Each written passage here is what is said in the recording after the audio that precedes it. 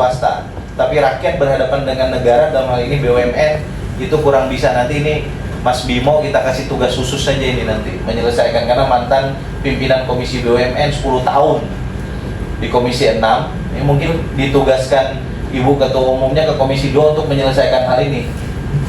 Malu juga kita, negara mau menegakkan hukum sementara bagian dari negara sendiri yang nggak taat hukum. Saya kira kalau periode lalu ada panja terkait dengan evaluasi HGB, HGU dan HPL, kita nanti hidupkan lagi Januari. Panja ini salah satunya kita minta izin ke pimpinan DPR nanti memanggil Menteri BUMN lah dan beberapa direksi BUMN yang selama ini kita sinyalir tanah-tanahnya bermasalah dengan rakyat. BUMN di sektor perkebunan misalnya, BUMN di sektor kehutanan, ya.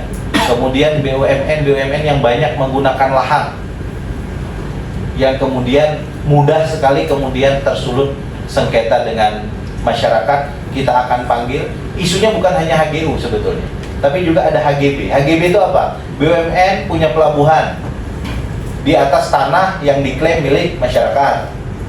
BUMN punya pabrik, ternyata dulu di situ ada tanah masyarakat yang nggak selesai, tapi pabriknya dibangun.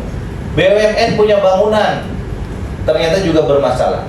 Dan yang terakhir ini, saya dapat data terakhir dari Pak Batra, bukan hanya BUMN, kementerian lembaga pun punya modus yang serupa. Ada tanah, satu bidang tanah, milik perorangan atau swasta, di sampingnya punya kementerian tertentu. Karena kementerian malas mengukurnya, pada saat pendaftaran aset ke Kementerian Keuangan, tanah milik perorangan atau swasta ini diklaim menjadi milik kementerian, padahal nggak ada bukti, baik sertifikat dan lain-lain. Dan Kementerian Keuangan tanpa cross check memasukkan itu ke daftar aset negara. Nah, sekarang orang ini begitu dia mau jual, dia dapat persoalan karena pihak ketiga nggak mau membeli karena ternyata juga terdaftar di kementerian lembaga yang memasukkan ke keuangan, ke Kementerian Keuangan. Nah, hal-hal begini saya kira terkait dengan administrasi negara, administrasi pertanahan kita yang harus kita benahi ke depan. Silakan.